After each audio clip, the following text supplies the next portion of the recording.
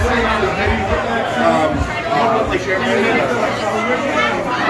William Abrevaya! Nice to see you. How are you doing? How are you, Robert? How are you? I hope I see you here. Good, good. Happy 50th anniversary to the Comedy Store. Yay! Did you recognize a bunch of people? Well, I've seen some, yeah. It's nice to see some old faces. I haven't been for more than 2 years. It's very good to see you, Robert. Good to see you as well. I'm glad you made it. Me too. And you know what? I think we should do a MaryJane Robert William Abrevaya's Comedy Store 50th interview either tomorrow or Saturday. Well, I'm not sure about the scheduling, but I would seriously consider it. Very soon. You sure? Yeah. Okay, well, give me at least. We don't need to prepare. We'll just talk. Okay, in the near Don't future. worry about it. It's so good to see you, Robert. Good to see you, MaryJane. I'll look forward to our next conversation. Yes, yes. Nice to see you in person.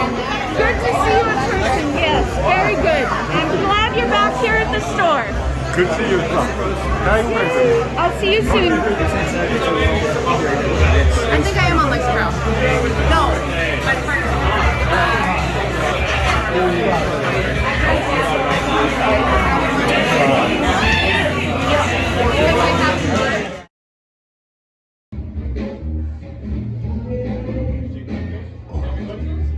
Isn't this lovely? And I put the wallpaper back.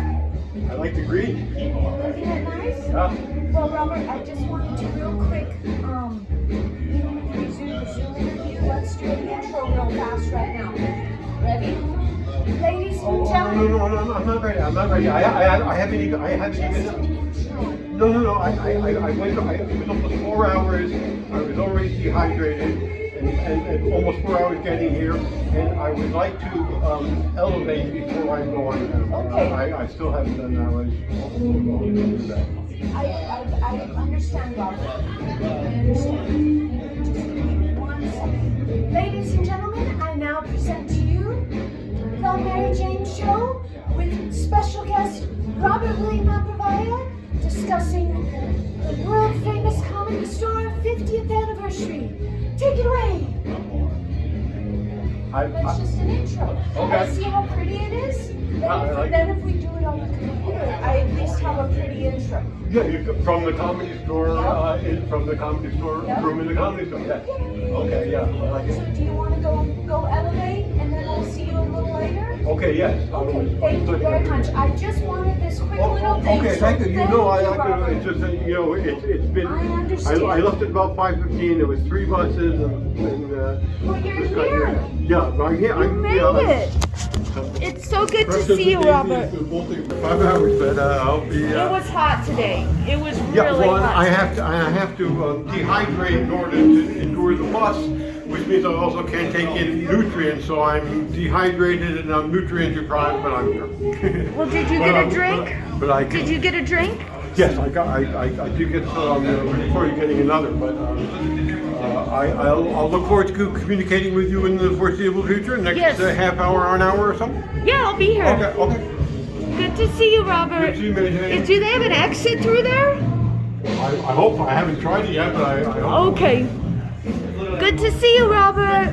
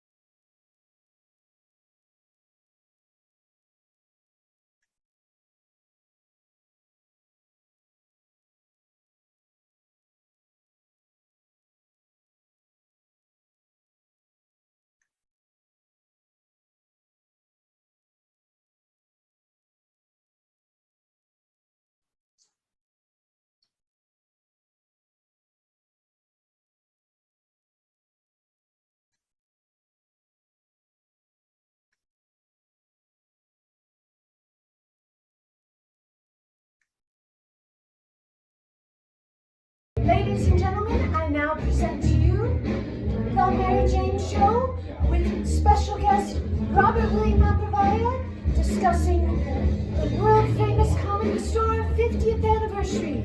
Take it away.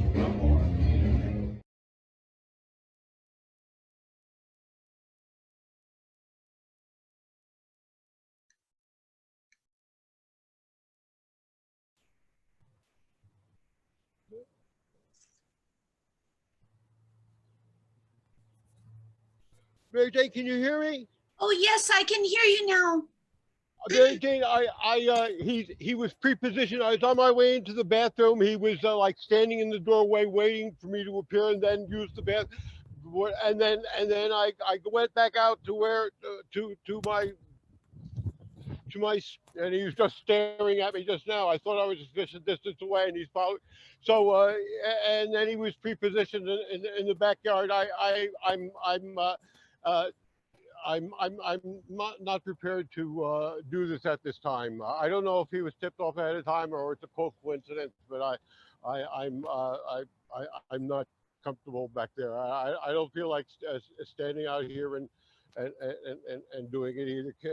Can we reschedule for 24 hours from 5:30, and hopefully he won't be sabotaging, but if he is, as I indicated in my voicemail, I don't know if you got it, Tuesday, I hope he'll be going to work, and that's his schedule. He was on jury duty for a while. I don't know if that's finished. If so, then he might be going tomorrow. But if it's Tuesday, then we should, to be safe, we should do it 4:30 to 5:30, because he might, get home, and I don't want to have problems. Okay, did you want to check the backyard again and see if it's safe? Oh, he was, as I said, I went to the front, and then I see him appearing around with carrying whatever he was carrying, possibly. Well, I'm gonna see what the situation is. I'm not optimistic that we'll find out.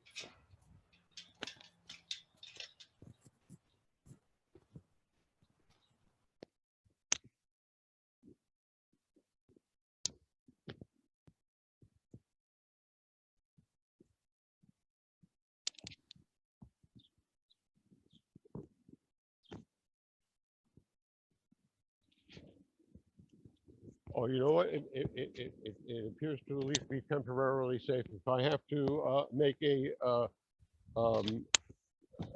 I have to evacuate the area, I will. But at this moment, it appears temporarily at least.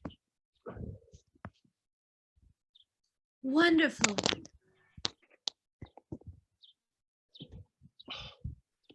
Is it camera wise? Is that better? Tilt it down so I can see your face. Down a little more. Perfect, perfect. Oh, that is lovely. Oh, okay, yeah, I can see myself in the bottom right-hand corner. Okay, yeah. Is this about how we want to have it set up? That's lovely. Let me get started before further delay so we can get as much okay, done no, as possible. I need a further delay. This is also interrupted. Please excuse me a minute. Well, ladies and gentlemen, I now present to you the MaryJane Show. And if you didn't know, this week, the Comedy Store had a big anniversary. It is the 50th anniversary of the world famous Comedy Store. So I thought the best thing we could do is to have the MaryJane Show do an interview with the legendary, the wonderful, the brilliant Robert William Abreveya on the last 50 years of the world famous Comedy Store. So, without further ado, we will be starting the interview of Robert William Abreveya.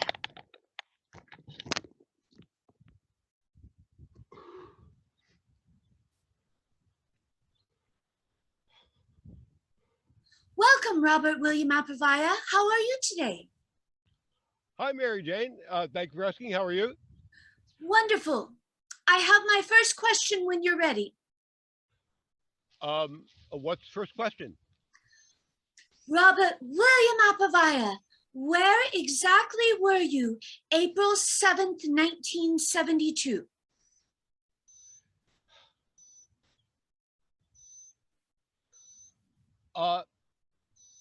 I presume I can't say definitely for 100% positive. I was at Wesleyan University in Middletown, Connecticut, the day that the Comedy Store began. Wonderful, bravo, bravo. Robert William Apavaya, what type of law were you interested in pursuing when you made your decision to go to law school? Well, I end up sort of concentrating on and being most interested in constitutional law and in thought crimes and the Constitution, which was awarded third place honorable mention in the Beverly Hills Bar Association's 1977-1978 IH Prinze Medal competition. In thought crimes and the Constitution, I argued that the laws which criminalize marijuana use abridge freedom of thought, make such use a thought crime, and therefore are and should be judicially declared to be unconstitutional. So I was very interested in constitutional law, and also I was interested in entertainment and mass communications, as it was referred to, law at the time. And I found myself drawn to the Comedy Store and other such venues, and, you know, the Tonight Show starring Johnny Carson and Match Game at CBS, and the LA area had so many opportunities. I was just so pleased to be able to take advantage of them. And one of them is performing live at the world famous Comedy Store. Bravo, bravo. Robert William Apavaya, can you describe your first time ever at the world famous Comedy Store? Okay, now to answer that, wow, there's a situation again. It's a raised, not at that distance, but a raised branch, which, if in proximity, could do damage, but nonetheless. So I'm going to, I'm being observed by a hostile entity at the moment. Oh no. Would you like me to repeat the question, Robert? No, I would like to not be observed by a hostile entity when I'm trying to do something worthwhile, and he's going to stand here until I find it even. Does he appear to be moving or leaving? No. He's very intentional. Can I try to see if I can walk around with the Certainly. Maybe, can you still see me? Yes. Okay.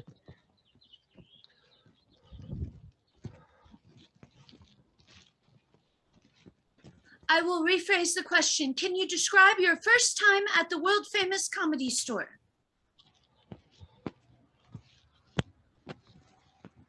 I need to get through the gate here and then get to a safer place, so please excuse me.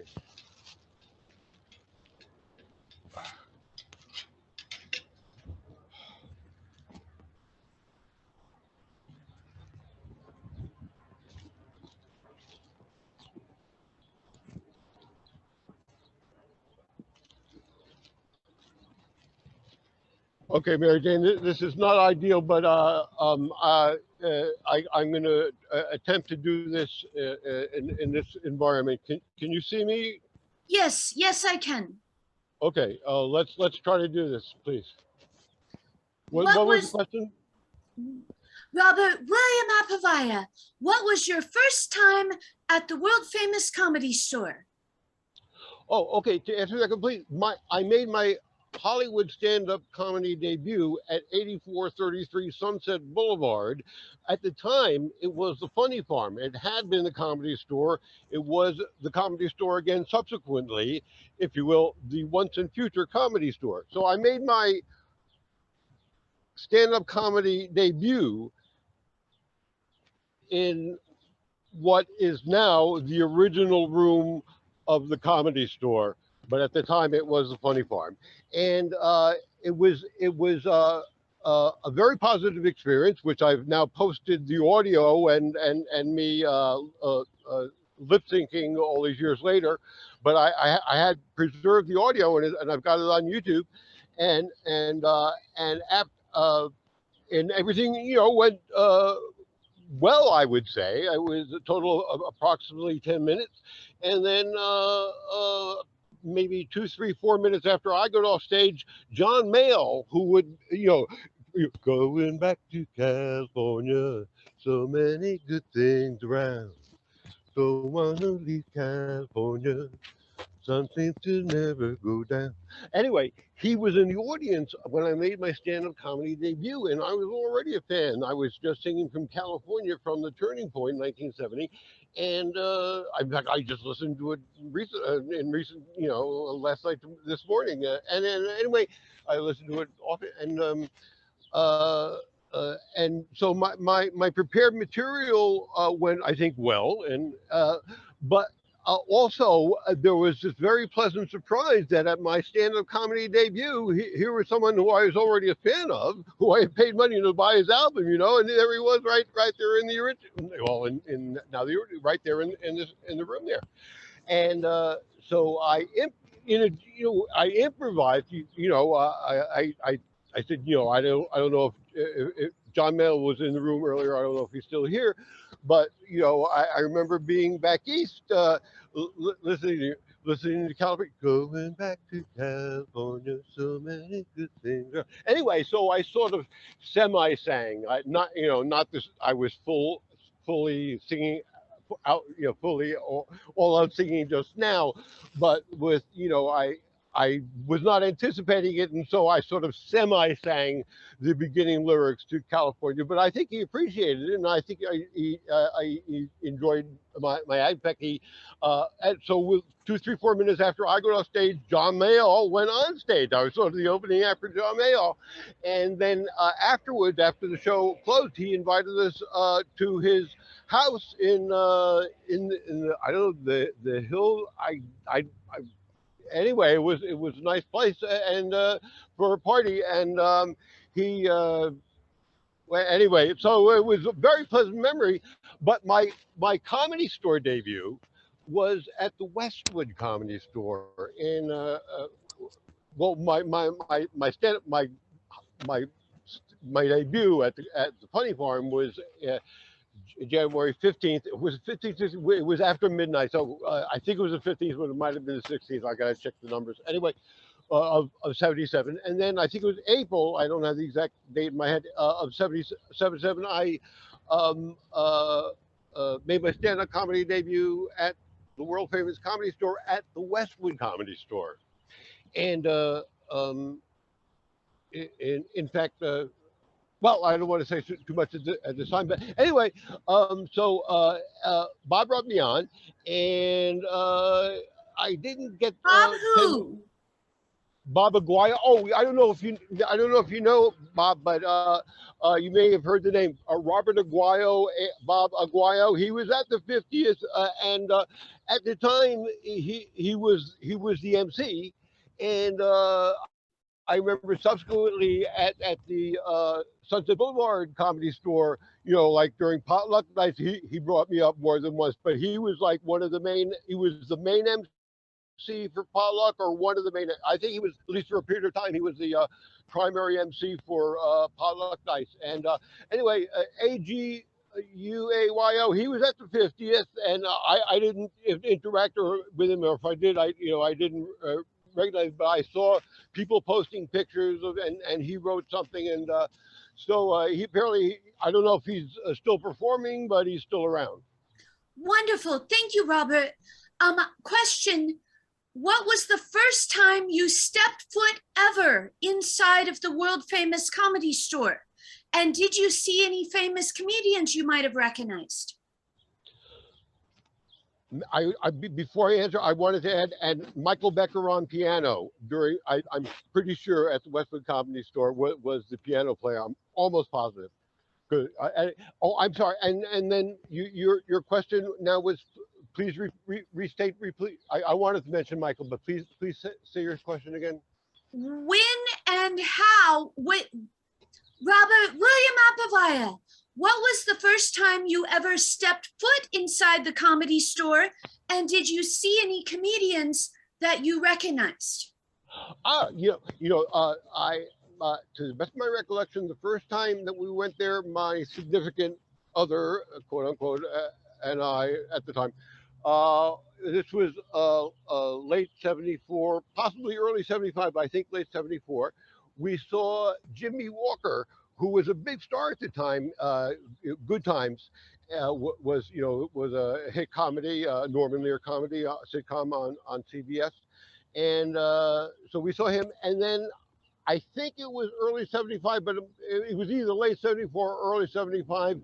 We saw Cheech and Chong in the main room, and we had briefly met Cheech and Chong back east in Rhode Island, and we didn't meet with them again this time after the show, but it was nice to at least see them perform.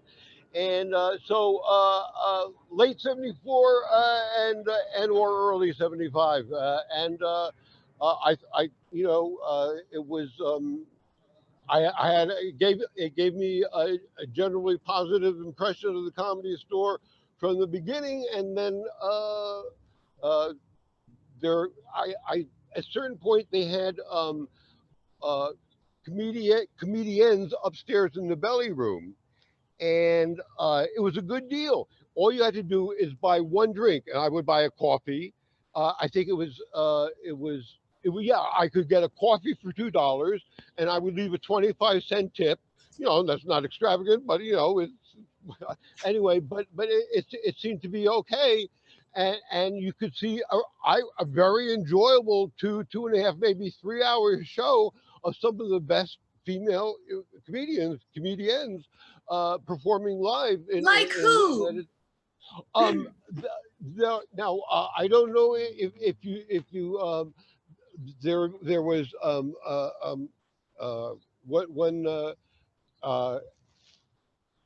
oh wow, I'm one reason I wanted more recovery time is that That's okay, Robert. I can move on to another question. The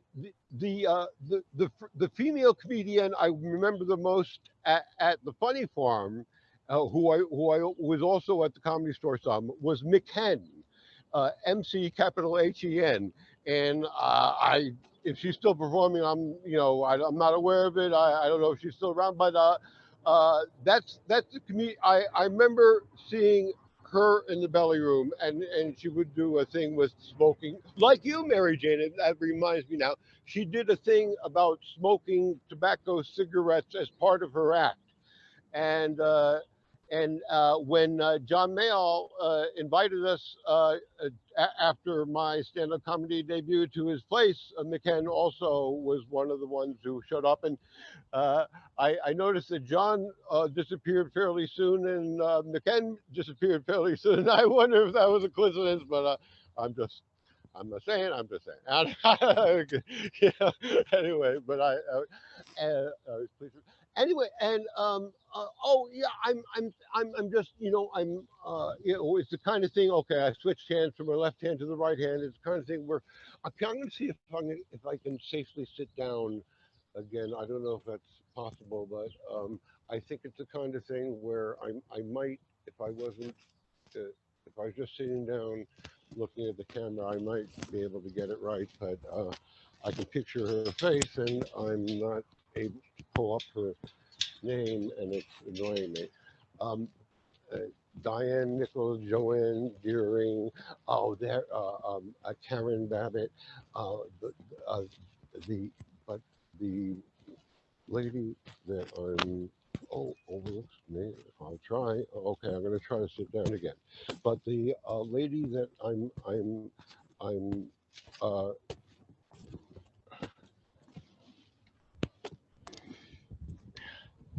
okay, yeah.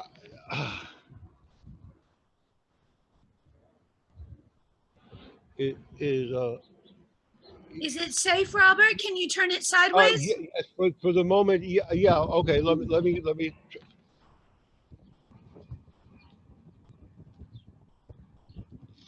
can you, is it, That is I, perfect. okay, good, okay, good. Robert William Abreveya, what was the first time you met Mitzi Shore? Oh, I think it's possible. Like I mentioned, I went. I would uh, go to the belly room, and there was sort of an informal policy at the time that if you were a paid customer for one room and there was room in the other room, you could.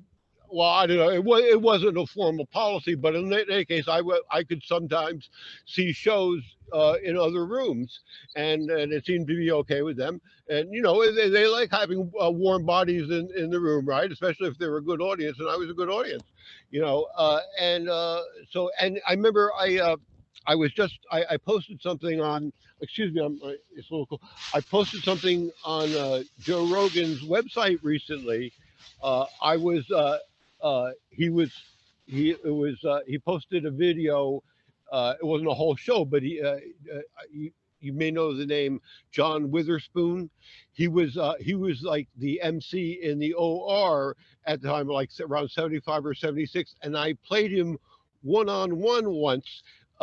There's a basketball court south of Santa Monica Boulevard in Eastern Fairfax, about 2 miles from the Comedy Store, and I used to play there often. And John also did. In fact, and at least once I played him one on one, but I played a variation of one on one that I had invented back east at Lakeland High School in Sherbrooke, New York, called that since I invented it, I named it Righty Lefty. Jim Cullen was the captain of the Lakeland High School basketball team, the 67-68 season, and he was a senior and I was a junior, but I was a better player than he was, and so I was starting and he was not, but he was still nominally the captain. I was, as the point guard, I was the on the floor, in effect, on the floor captain.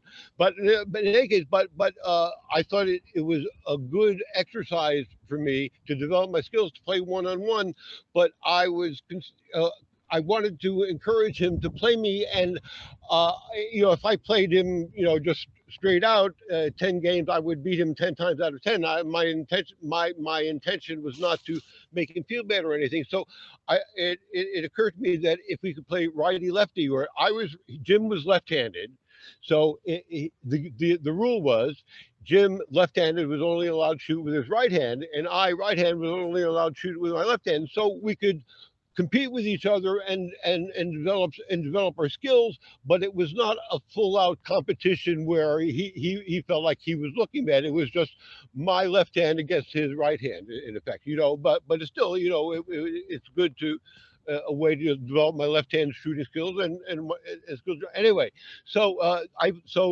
similarly, John Witherspoon was left-handed. We played at least one one-on-one game, righty lefty, and at least once at the world famous Comedy Store, he allowed me to stand in the back of the OR, in the back of the original room, to perceive Jimmy J.J. Walker, who was, as I said, a big star at the time, with Good Times,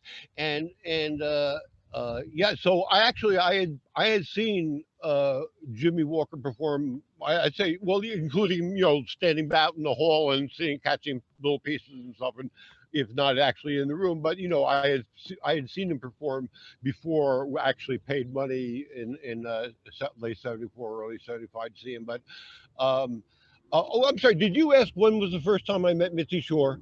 Yes, that was the question, Robert. am I'm sorry. enjoying your. I don't know. I went off on a tangent, and I thought it was related, so I thought it was okay. But well, yeah. Oh, so I may have met her in the halls, to enough to say hi or something like that.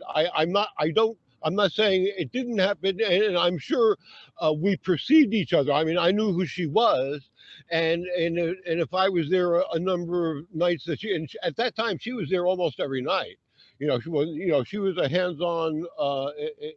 She wasn't just the owner at a distance. She was there, and making decisions about who performs and stuff like that. So I think it was the kind of thing where she knew who I was, but the only time, my first specific recollection of actually meeting her, is I was on I waited online on Potluck to go on, and then I did my approximately 3 minutes, and then you go over, and Mitzi's actually in the room. Do you know Mitzi's chair at the back of the OR at the top of the stairs there?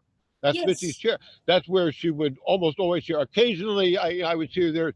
She would sit in the cushions near the box office entrance.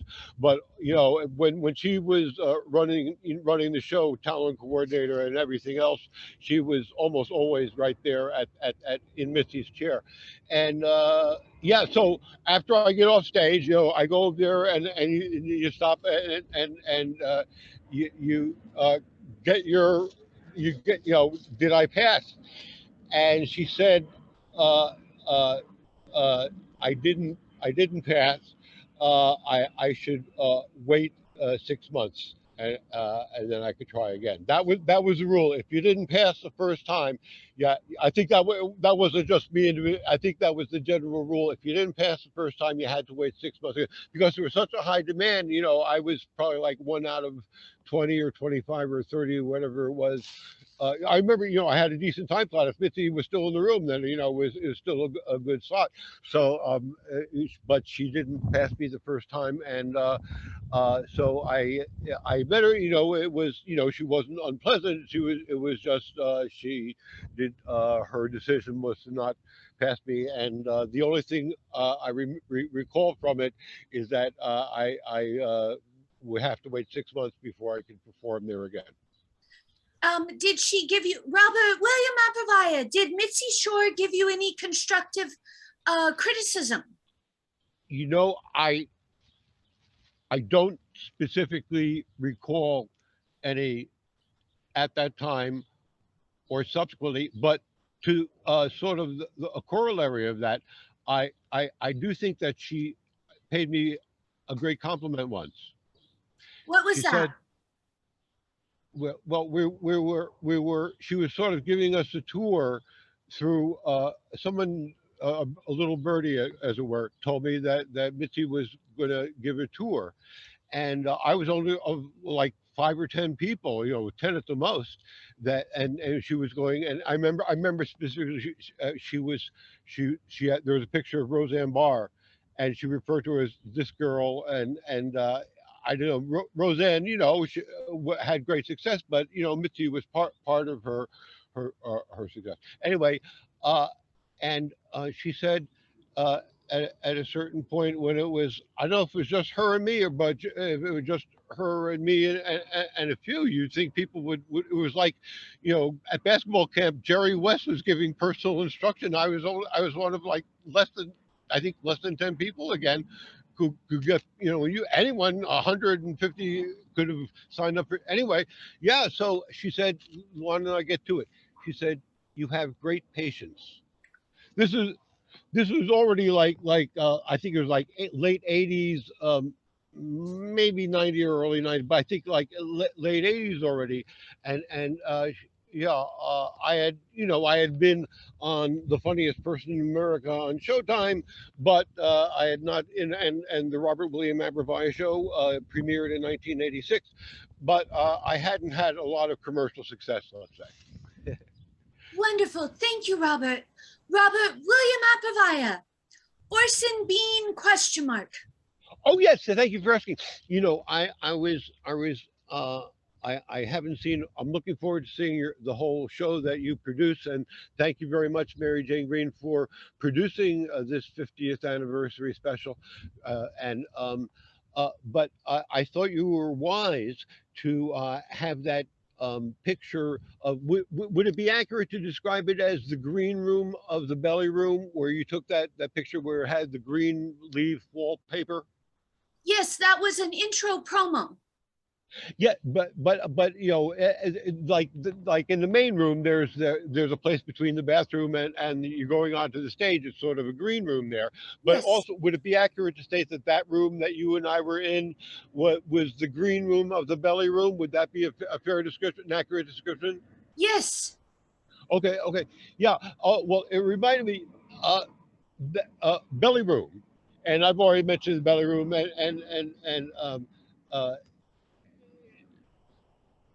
and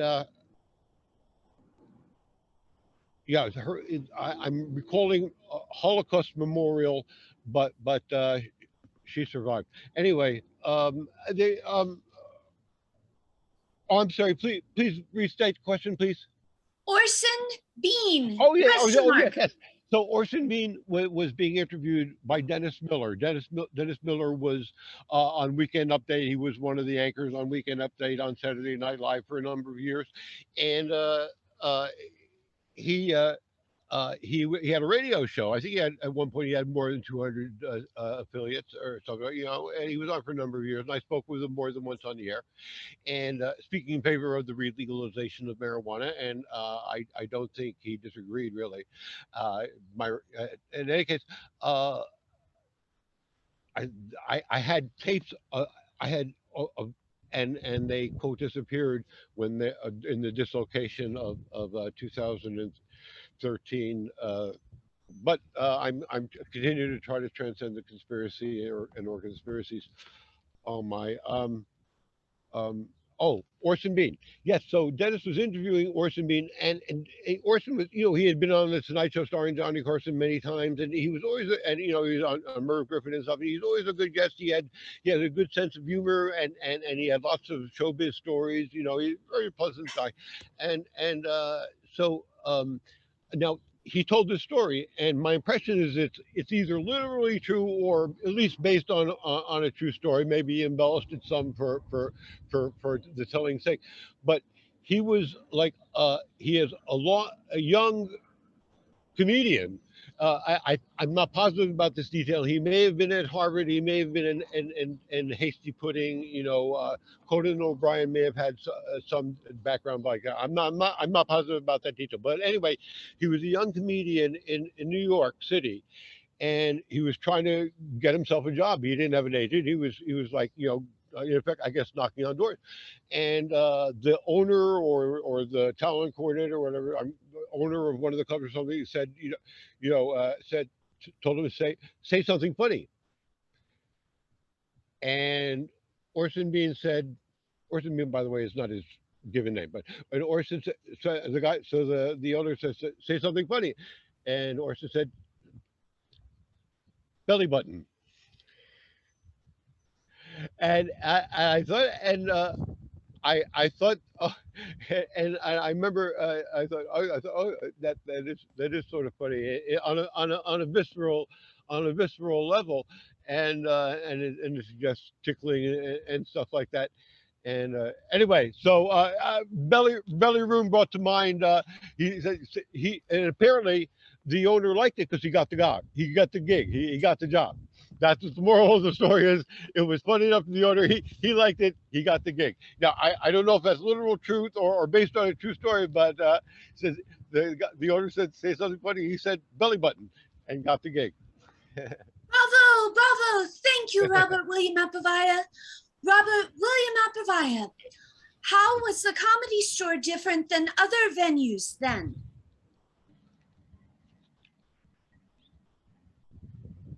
Well, it has to do with the individuals present, and also it has to do, I think, at least to some degree, with the venue itself, the structure of the you know, there's 139 people or whatever in the OR, but the main room can seat 365 or whatever the number is, and then the belly room is more intimate. It's 99 or less. I don't know exactly the number, but I think that's what was the precise question? Where did I, Well, how was the Comedy Store different than other comedy venues back in the 70s? well, one way the Comedy Store is back different is that they permitted me to perform there. I don't know if it was a coincidence or not, Mary Jane, but after I refused to sell my soul to the Los Angeles Municipal Court in '81, and they and the LA County covered it up. Uh, I'm sorry. I was going off on a tangent. What? Please, would you restate your question? I'm sorry. I have a better question. Robert William Abreveya, did any comedians influence you, and who is your favorite comedian? Oh, you know, I when I got when I received some version of this question in the past, uh, uh, I would generally respond that I thought the best was Robin Williams. However, may I please say something in just a moment that I would like to update that response. Okay.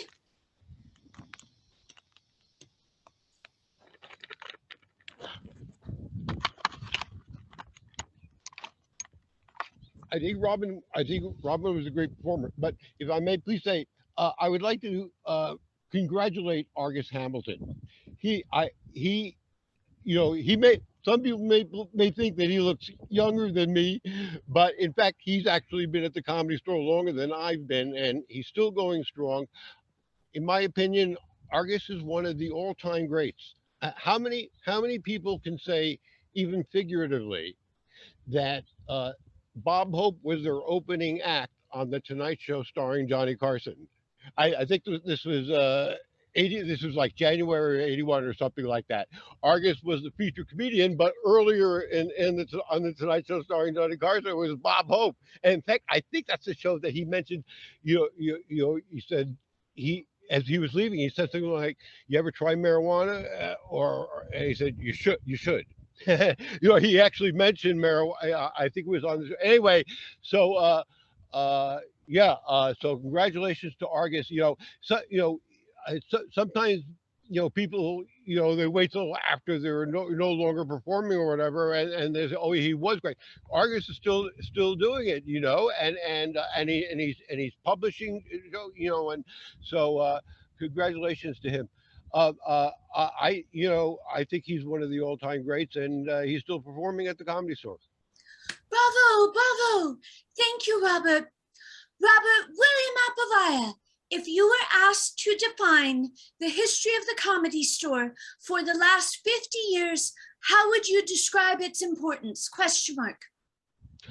And Mary Jane, I don't claim to have definitive knowledge of this. I know there's a place in England called the Comedy Store or something like that, and there's supposed to be good places in New York. I've only attended one comedy club in New York for one show. I've spoken with you about that.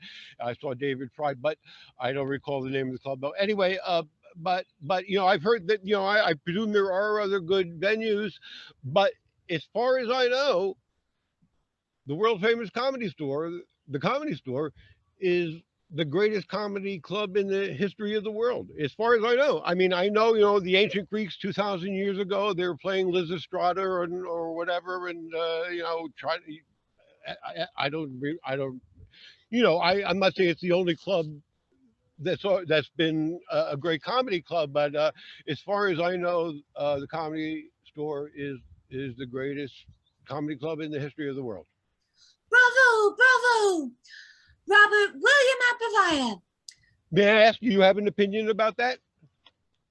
Well, it is hard to describe the 50 years of the Comedy Store and its importance. It is my understanding that back in at least the 60s and 70s, there was a strict dress code and a very strict, like it was the same as comedy on TV. But Mitzi, from what I hear, opened it up to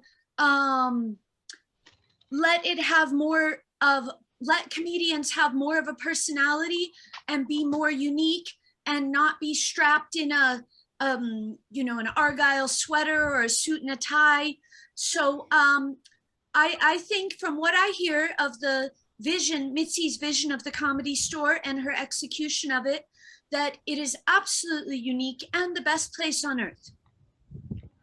Best place on earth, yeah. I'm not the might be Ringling Brothers and Barnum and Bailey Circus, something like that. I'm not positive about this, but I have a recollection of going to it maybe when I was like 2, 3, 4 years. I have a vague recollection. It's one of my earliest memories, and I'm pretty sure I saw elephants, and it was fascinating to me and probably good for my development. But my understanding is that starting a few years ago, they no longer have elephants in captivity. Even if they're treated humanely, they don't like. It's not good for them to be locked up. So as far as I know, they don't still have elephants in the greatest show on earth. That was what that was my association. I was like, yeah. Oh, that was good. Thank you for sharing that. Thank you, Robert. Robert William Abbrevaya, did you witness or were you part of the strike? No, I was. It's something that I only learned about afterwards and or at a distance. It's not something that I have a personal precise recollection of. I don't recall seeing comedians out in the street or lighting or whatever they were, or Lemongello's tank or anything. I read about it, I've heard about it, but it's not something I have a direct experience of. Wonderful, thank you, Robert. Did you witness or, oh, here, let me start over. Robert William Abbrevaya, how were Letterman and Leno before their success, quote unquote, question mark? I saw Dave perform at the Tonight Show, I'm sorry, at the Comedy Store at least once, I think more than once, and I have a specific recollection. There was this couple that were seated in the front row, or the front row or the front row just to the right, and Dave was really having his way with the woman. I don't know if he was a wife or girlfriend, or it may have been. My impression is he was a convenient plant, like a member of the same fraternity or something like that.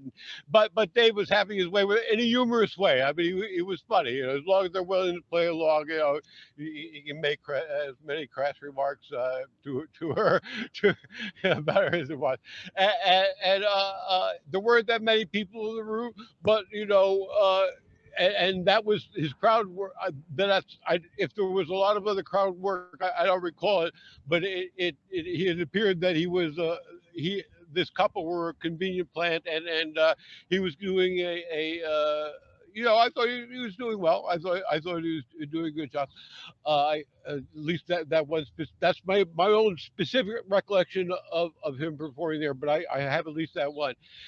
And I recall seeing Lemongello at the Comedy Store, and he had a large motorcycle, but I only saw him perform. I never saw him perform at the Comedy Store. I did see him perform at the place on Melrose, I think at least twice, and so he was performing. But I never didn't see him perform at the Comedy Store. Wonderful, thank you, Robert. Robert William Abbrevaya, do you know a comedian named Brian Holtzman? consistent with the hostility of recent years, he pursued me with a loud voice more than once, at least arguable assault.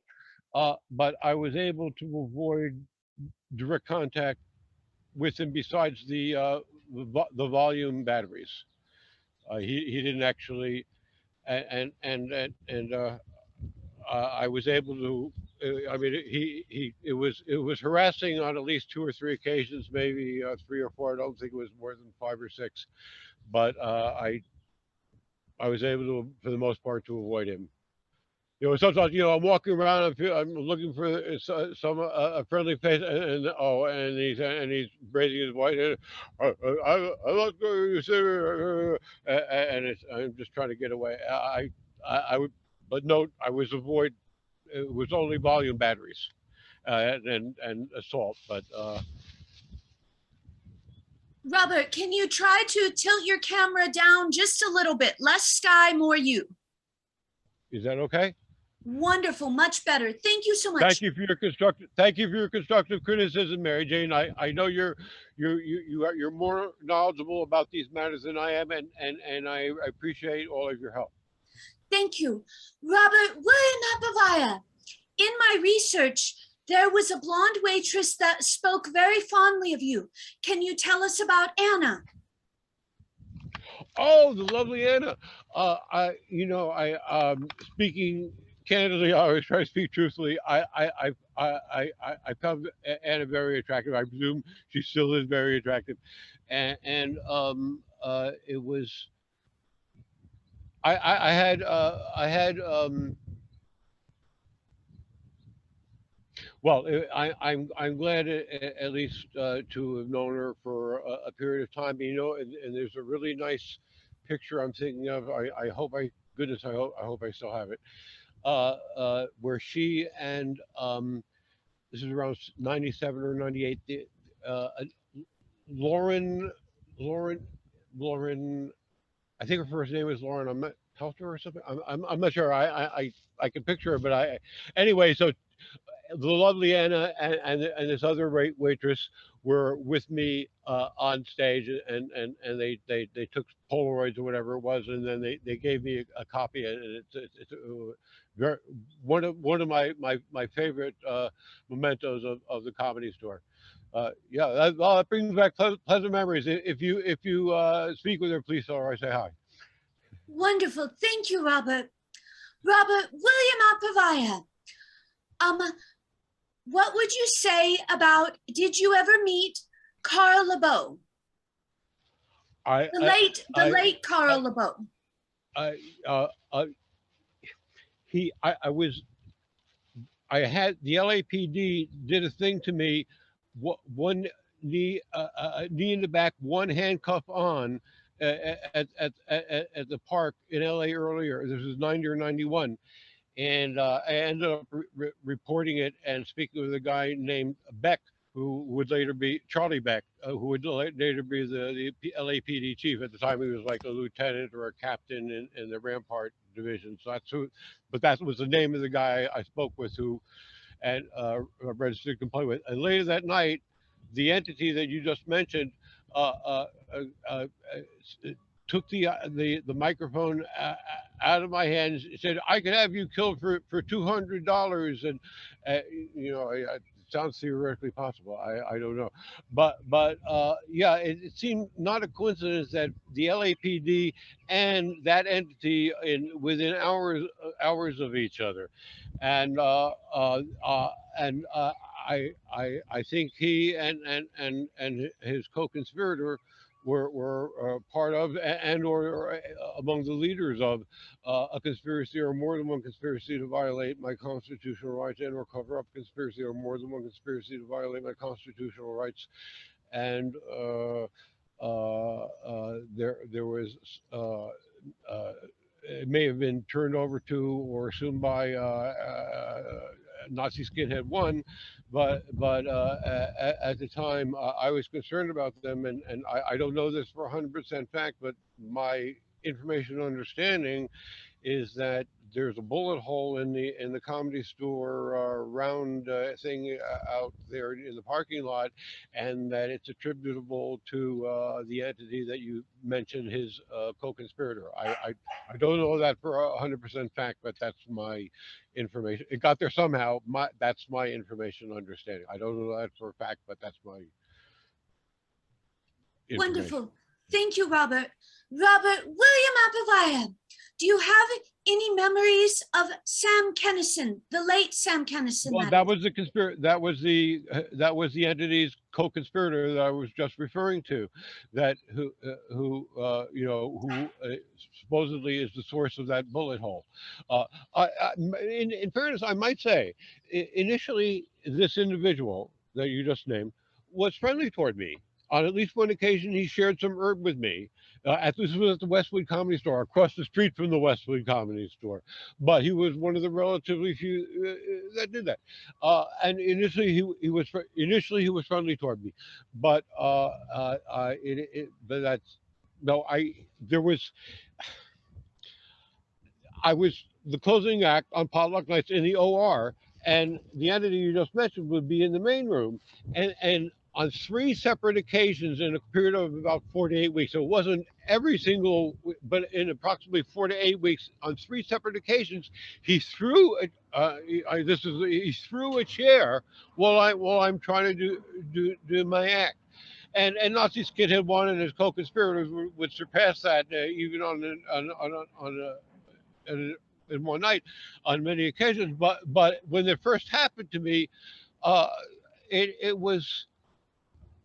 it caused me concern. I'm so sorry, Robert, to bring up such unpleasantries. Well, no, I'm glad. No, I'm glad you. In a way, I'm glad you asked, because I'd like to have that on the record, because he was a part of a conspiracy or more than one conspiracy to violate the constitutional rights and or cover up a conspiracy or more than one conspiracy to violate the constitutional rights. And those were the first 3 chairs that were ever thrown in my direction, and I'd like to have that on the record. For whatever reason or combination of reasons,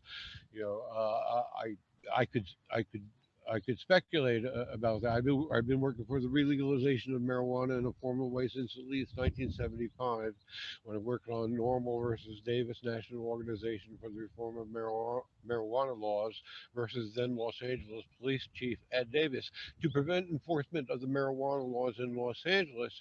And this entity, and there may be a different psychoactive substance, but it may have had there may have been some connection to his hostility. In any case, that's speculation on my part, but I can speak Are you talking about cocaine? I think that's public knowledge. Yeah, well, it's one of those things where I don't know it for 100% fact. Is that I could say, yeah, I saw this with my own eyes, but that's my information understanding. Again, I don't know that for 100%.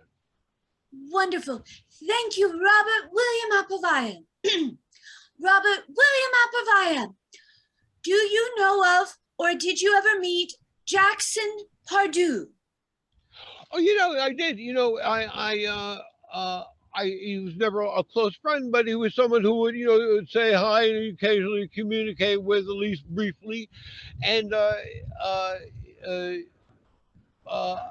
and I had sort of lost track of him. But then maybe a year or 2 ago, I don't recall exactly, they started up a new Facebook group, Mitzi's Comedy Store Alums or something like that. And I think he's one of the administrators. And, I'd like to thank Jackson. No, thank you for asking. That reminds me, I on that web, I think it was on that website that he gave me this brief review, and then all caps, amazing. I've been considering adding his good review to my advertising, so that was pleasant. So he's one of the administrators, and I didn't know him well, but he was someone who was friendly on more than one occasion. Even at least on the level of hi, how you doing, and possibly a brief conversation. Wonderful. Thank you, Robert. Oh, No, go I'm ahead. sorry. We're Facebook friends, and also we're also on the same site. There's also there's another comedy store site, but and I'm pleased to be part of it. But they actually misspelled the alums, but unless it was intentionally misspelled. But but there are at least two comedy store sites uh, that I don't know if Jackson is part of that one, but he might be. Wonderful. Thank you, Robert William Abrevaya. Robert William Abrevaya, you worked for the Funny Farm. Who owned that, and how did it become the Comedy Store technically? Question mark. Okay, now I don't claim to have a definitive knowledge of this, but my information understanding is that Mitzi sold the place for tax purposes. Art Laveau was I may have some details of this, so I'm telling you, some details of this may be off, but I'm to the best of my something along these lines. Art Laveau had Art Laveau's club, and it was like a '50s dance club, and he and then that was in the main room, and Missy had the comedy. Anyway, somewhere I think it was 1979. Art LeBeau bought the property from Mitzi, and then they opened the Funny Farm in about November or December of of 70 of that year of 70 yeah of 70 of oh I'm sorry they yeah, I worked at from about I worked at the Funny Farm from December of '76 through February '77, to the best of my recollection. So I that would mean Mitzi sold the place I think in '76, and then purchased it back in '78 or '79. I could be slightly off on that, but I think it's something like that. My what I was told it was advantageous to her tax wise. Wonderful. So was it still called the Comedy Store, any part of the multiple buildings during? No, and the Funny Farm was just the original room. In fact, I was working as a doorman, and the first night I was the doorman at Art LeBeau's club, which was a '50s and '60s dance club. They would play good music from the time, and it was fun. And I was there the first two or maybe three shows, and then they moved me next door to what's now called the original room, which was which was the Funny Farm. The Funny Farm wasn't the whole building. The Funny Farm was just the original room. They would share the same bar, and then the same owner. But the funny. Well, I don't know all that detail, but the Funny Farm was just the original room, and Art LeBeau's club was next door. And I worked at Art LeBeau's club at least the first show, or maybe the first two or three. But then they moved me to the comedy club, to the Funny Farm, and I stayed there thereafter. And made my stand-up comedy debut in January. Bravo, bravo. Thank you, Robert. Thank you for asking. Thank you, thank you. Robert William Abrevaya, there is a famous story about Pauly Shore offering you nachos. Could you tell us about that? I don't know about the child labor law. She is her son, but I think Pauly may have been only 16 or 17, and she was working in the kitchen of the Westwood Comedy Store, and he very nicely offered me. I think it was nachos. It might have been. I think it was nachos, and they looked like it would probably tastes good, but I don't like eating before I go on stage. So I said, thank you, but no thank you. But that was the first time that we met. He was working. I don't. Maybe he also went on stage. I don't know. I don't know that detail. But he was working behind the counter or in the kitchen, and preparing nachos and maybe as a waiter also. Bravo! Thank you, Robert. Robert William Abreveya. There's Scott Shore, Peter Shore, Polly Shore, Sandy Shore. Who is your favorite Shore offspring? You know, I don't. I know. Thank you for stating the names of the individuals. I am aware of Paulie's brothers and sister, but oh, I'm glad you would ask me about that. I was trying to search my memory. I think I may have met Paulie's two brothers one time, and I was trying to. I don't have a very precise recollection of it, but what I think it was, there was something in the main room. It may have been. I don't know if I should say his name out loud, but the individual who was the town coordinator at the time, and who subsequently had a legal situation with the Comedy Store. I was trying to search my recollection.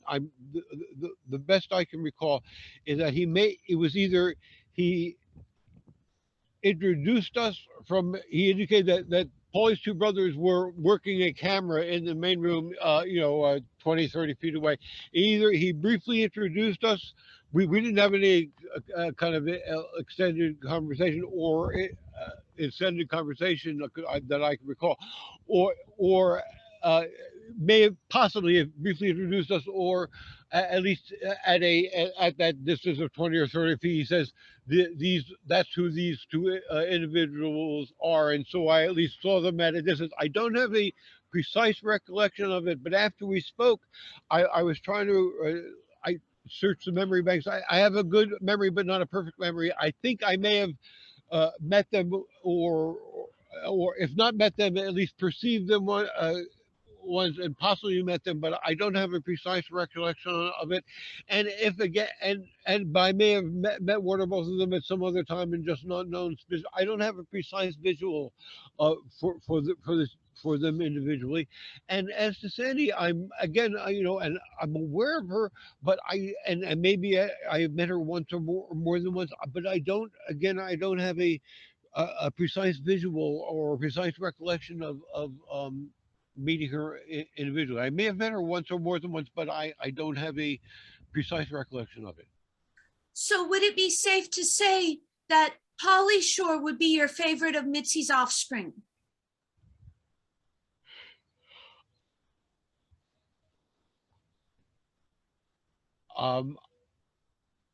You said that Peter and what's the other gentleman's name? Scott, Peter, Polly, and Sandy. As far as I know,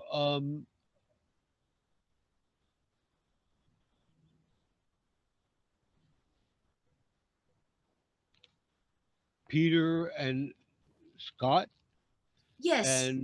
and Sandy, as far as I know, they've never did anything negative toward me. Wonderful. Thank you, Robert William Abreveya. Did you ever meet Sammy Shore? Do you have any stories or thoughts? I don't. If I ever did meet him, it's not something that I specifically recall. I don't have his. I've seen pictures of him and I've read about him. I'm aware of his role, but I don't have a specific recollection of ever having actually met him. Thank you, Robert. Robert William Abreveya.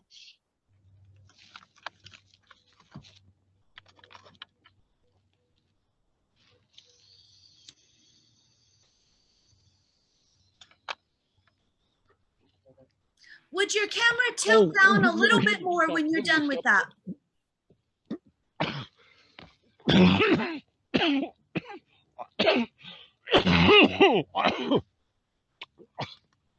I'm sorry, say again, please. The sky is so bright. Can you tilt the camera a little bit more on you? Beautiful. Is that better? Wonderful. Thank you. Ready for the Thank you. question, Robert? Yes, please. Robert William Abrevaya. In the fall of 1985, a known nemesis of yours arrived at the Comedy Store. Did you ever get along with them? Question mark. How did you become nemesises? Question mark.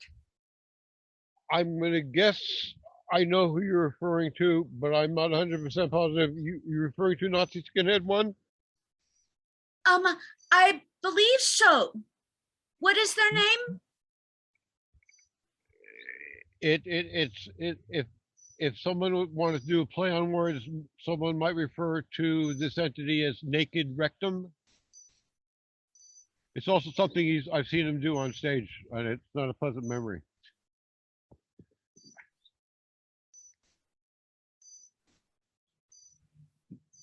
I'm not sure. Well, Robert, we don't need to go into any unpleasantries. Did you have a story about being friends with them or becoming nemesises? Why? You're referring to the Naked Rectum? Nazi Skinhead one? You know possibly, Nazi yes.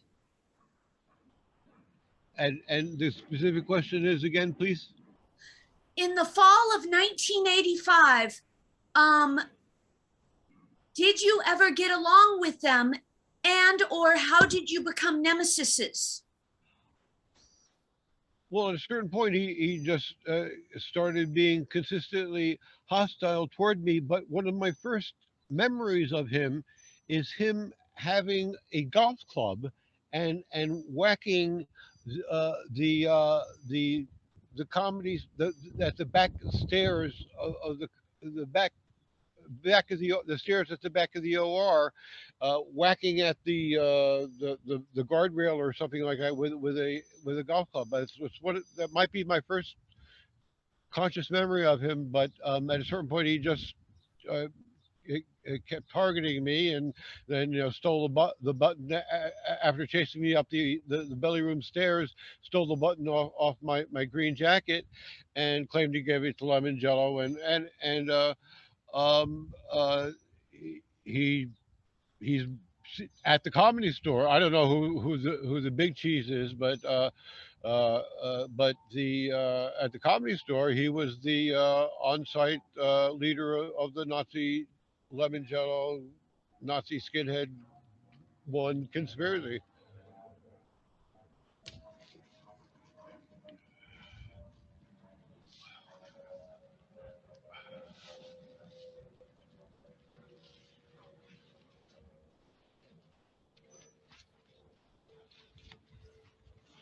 Robert, can you tilt the camera back down again when you're ready?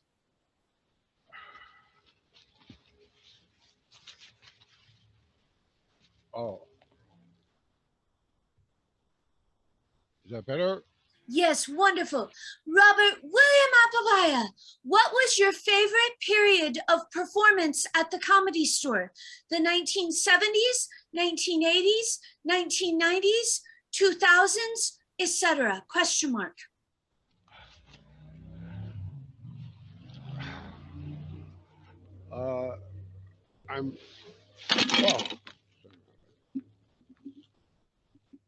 Sorry about that. That's okay.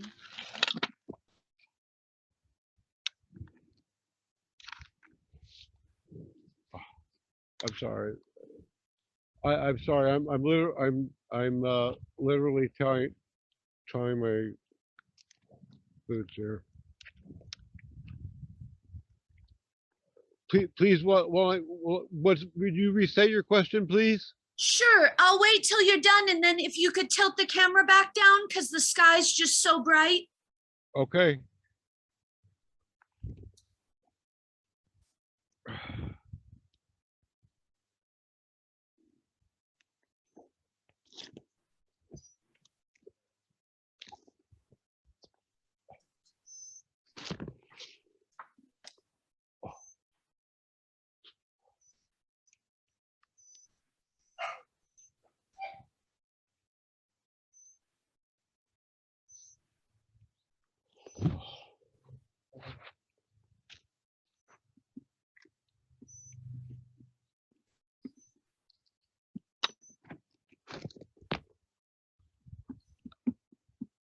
Wonderful, wonderful. Okay, Robert. Robert William Abrevaya, what was your favorite period of performance at the Comedy Store? The 1970s, 1980s, 1990s, 2000s, etc. Question mark. Well, I always thought that the positives outweighed the negatives, but once my physical safety started to be an issue, every time I was on the premises, and often, as you also know, when I'm off the premises, but in the area, that it was, I no longer, it was not something that that was an undiluted pleasure for me. It was something that was a net positive, but I always felt that I had to be concerned. So in terms of physical safety, I like the time prior to 84 or 85, whenever the chair throwing began. I don't recall precisely, but it's the only earliest specific recollection that, or one of the earliest specific recollections I have. But in terms of the opportunity to perform, I've I the positive aspect of it, I continue to enjoy, despite the negatives. Bravo, bravo, Robert William Abrevaya. What was the craziest thing you ever witnessed at the world famous Comedy Store?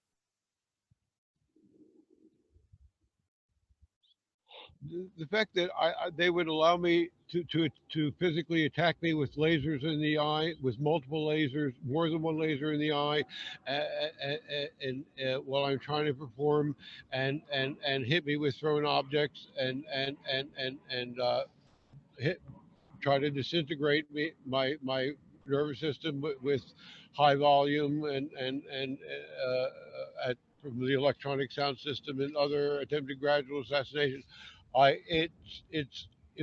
It hadn't occurred to me that that kind of thing would be allowed, but that's that's off the top of my head. I'd say the viciousness of the attempted assassination, attempted gradual assassination, is the craziest. If you want to say craziest, most evil. Is it evil and or crazy? At some point. So evil and or crazy, evil, crazy, or both. That's it. Thank you, Robert. Robert William Abrevaya. Would you describe your relationship with Eleanor Kerrigan?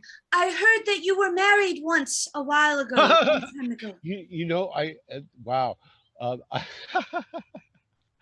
I find many women attractive, but among the women I actually know, she's one of relatively few I've actually thought, wow, if I had the opportunity, if things were right, I've thought about the subject, but we've never been married.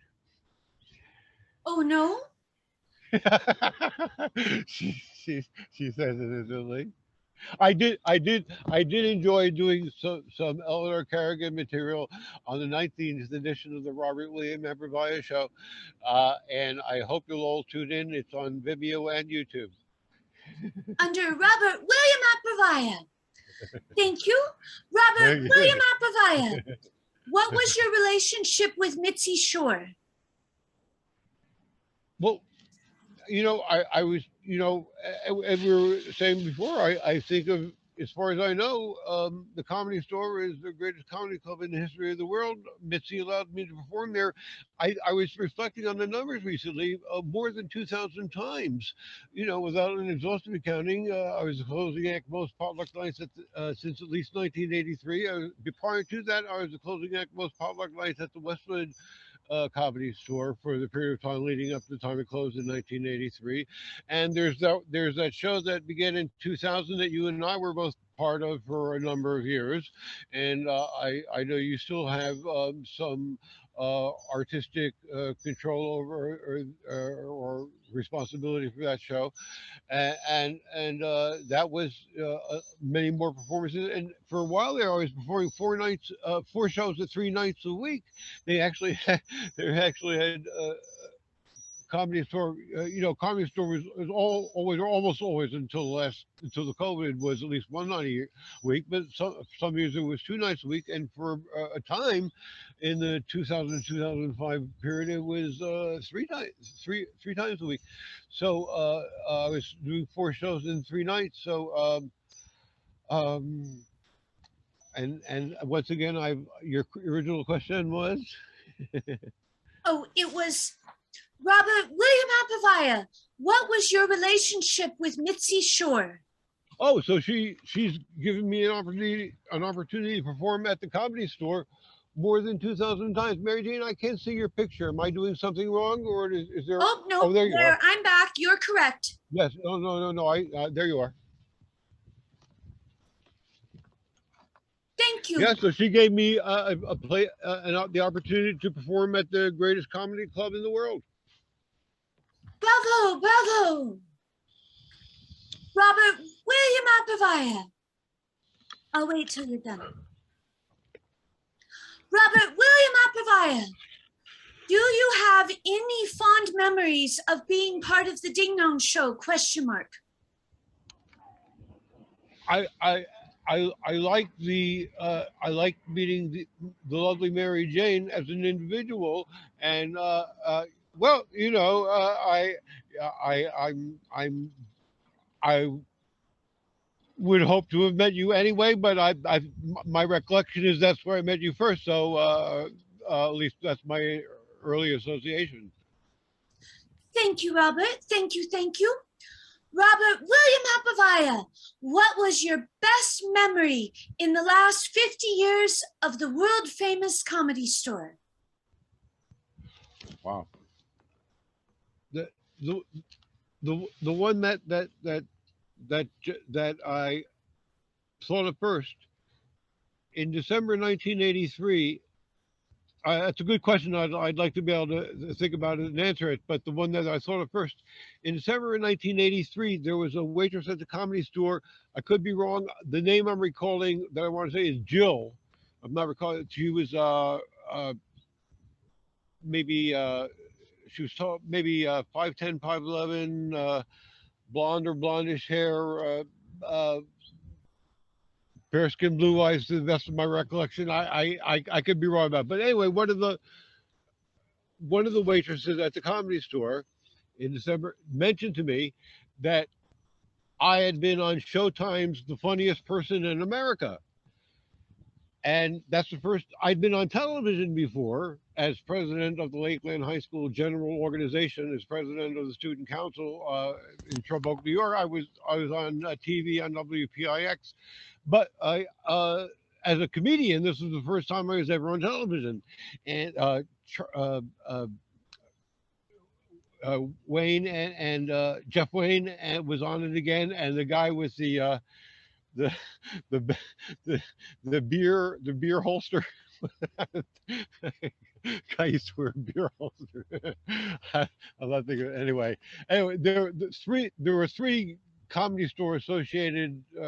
I think Jeff played at the Comedy Store some, and anyway, in The Funniest Person in America, and Randy Gunderson, I think, was the sound guy, was the audiovisual guy, and I got to perceive myself on Showtime's The Funniest Person in America in the audiovisual room of the Comedy Store in December '83, and so learning about that and being able to perceive myself on The Funniest Person in America, that's a very pleasant memory. Bravo, bravo. Well, Robert William Abreveya, we both were able to let me start over. Robert William Abreveya, we both were able to attend the private gathering of the 50th anniversary of the world famous Comedy Store on April 7th, 2022. Do you remember any highlights from that evening? Who was the band that played? I don't recall the band they played, but Buddy they Rich? played. Who's Buddy Rich? Buddy Rich was a drummer. He was one of the best. I think he was on the Tonight Show starring Johnny Carson. He may have been a personal friend of Mr. Carson's, but he was a really good drummer at one time. His daughter was there, and that was the band in the main room. Ah, yeah, they played a jazz tune. I actually liked the tune. Apparently, it was Mitzi's favorite. But I can't, even if I like the sound, I can't take the volume, so I had to leave the room. What was the name of that Mitzi's favorite song? Something This Birdie? is only guess. Was it possibly Birdland? I don't know. I'm not. That's a question mark. I'm not positive about that. That's my guess off the top of my head, but I'm not positive that's accurate. I would guess that's possibly accurate because I remember Bird being in the title, but I just couldn't remember the rest. Okay, of then it might be Birdland. Okay, I didn't want to get. I wasn't sure, so I'd rather say I'm not sure than get it wrong. And rumor had it that that was the song that you would listen to if you were on hold for the Comedy Store. Sounds possible. I don't know if it was uniform over all the years, but it may have been at one time or often. I don't know. I don't recall exactly. Robert William Abbrevaya, who were you most excited for seeing at your return to the world famous Comedy Store, April 7th, 2022, and or who were some of the people you had fun mingling with? Well, I have to say it was really nice to see Eleanor Kerrigan. Fondness makes the heart grow fonder. I really missed her, and it was nice to at least hug and say hi and have some brief communications. Would like to spend more time with her. It was really good to see Eleanor, and I hope to see more of her again. Now, am I allowed to include the hostess in this response? Sure. It was nice to see the lovely MaryJane. I was fortunately I hadn't been a full more than 2 years since I'd seen MaryJane, but it had been a number of months at least. So it was nice to see you too. Thank you. Did you recognize any people from the past or famous stars? I don't know about famous stars. It was nice. I saw. You remember Brad Watson on piano? Brad Watson, the piano player. Yeah, he and Dana Ziegler, if I'm pronouncing her last name correctly, they're moving to Tennessee, and New York. I mean Nashville or the Nashville area. I don't know exactly the detail, but Nashville is in New York or California, but it's a big music town in and of itself. So maybe it'll be a better fit for his musical talents. I wish them the best. I don't know. It was good to see Brad Watson in person, and I had met Dana at the 50th at the missing memorial, and I had a positive impression of her individually and of her relationship with Brad, and it's been positively reinforced since then. So I'm sorry to see them go. I'm sorry that they're leaving the area, but I wish them the best, and I hope everything works out for the best. Thank you, Robert. Robert William Abbrevaya, is it true that you tripped Dean the Nightmare Gilbert at the 50th anniversary party? I saw that he filled out one of the complaint cards and was so incompetent he couldn't get it into the manager's slot for complaints. Is this true or false? Is this a serious question? This is the first I'm hearing of it. So you did not trip. You did not physically assault Dean the Nightmare Gilbert? No. Wonderful. Did he assault you? I did not. I remember I had just greeted Eleanor, and then barely had greeted Rick. Rick Ingram was there, and then I think the Nightmares mother and her male associate, both of whom have quote Will Smith me unquote. They have not on the face, thank goodness, but they've both hit me. Both of the Nazis have hit me. Nightmare may have been with them. I did go up the belly room stairs quickly enough to avoid physical contact, but he may have been in that bee's nest of hostility. I don't know. I saw one or more. I think, and I just got out of there as quickly as possible. I had just said, Eleanor, I just introduced. There's Rick, and I had just said hi to Rick, and then I saw one or more of them. He may have been in that group. I don't know, but I got out the stairs and I was able to avoid physical contact. But they both Will Smith me and Nightmare attacked me with vibrational batteries, kicked me, physical batteries, etc. As well. He's one of I was able to avoid physical contact though. Wonderful. Robert William Abrevaya, in celebration of the world famous Comedy Store 50th anniversary, would you like to help me name the 50 most influential comedians in your opinion, starting now? Number one.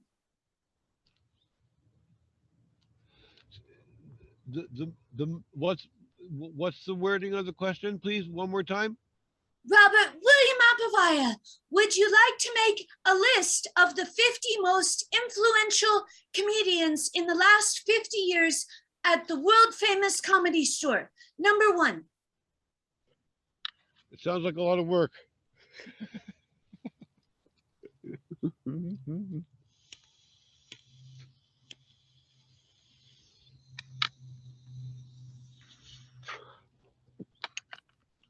Well, just start naming people that you recognize from the Comedy Store, starting in the beginning.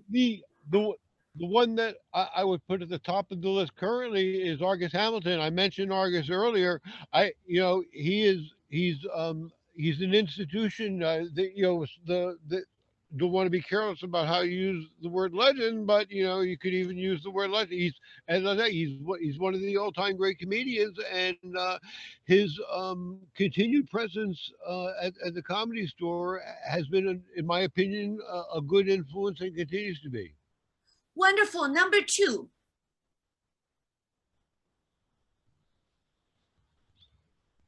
Is it influential? Was that the how do you phrasing the question?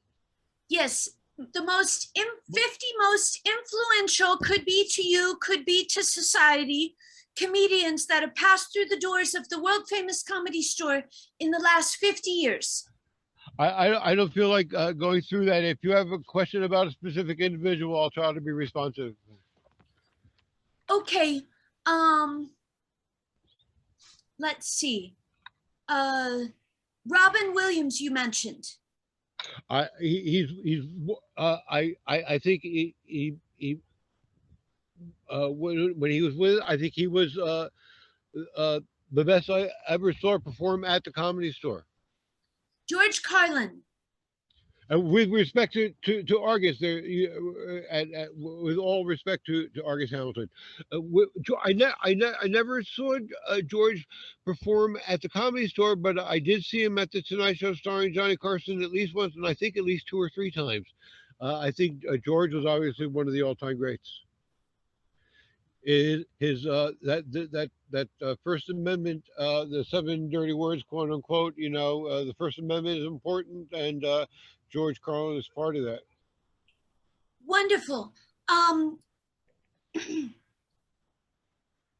it was WBAI in New York, if I'm not mistaken. Okay, let me see. We've done more than an hour at this point, haven't we? Yes. I just wanted to get a good montage of names. Red Fox. I saw Red Fox perform once live. I was working for the California Democratic Party in 1981. Reagan had just been elected, and there was not a lot of enthusiasm for Democratic fundraisers. So they had me, going door to door and trying to raise funds. And initially, that first night, I think with the cooperation of a known donor, I was able to get a donation, and then so I at the end when I actually received a check from the Democratic Party. I had made like $10 for the whole summer, but I did get the check anyway. Uh, uh, I lost the question. Please start again.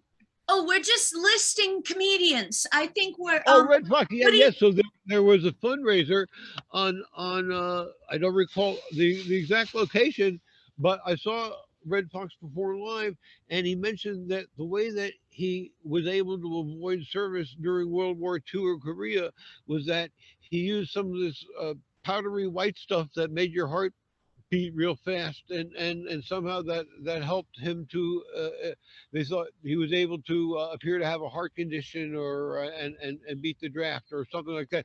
He didn't have a reason to make that up. My impression it was based on a true story or based on a true story. That's my recollection of it, but I did see him perform. That's my conscious recollection of that performance. Jonathan Winters?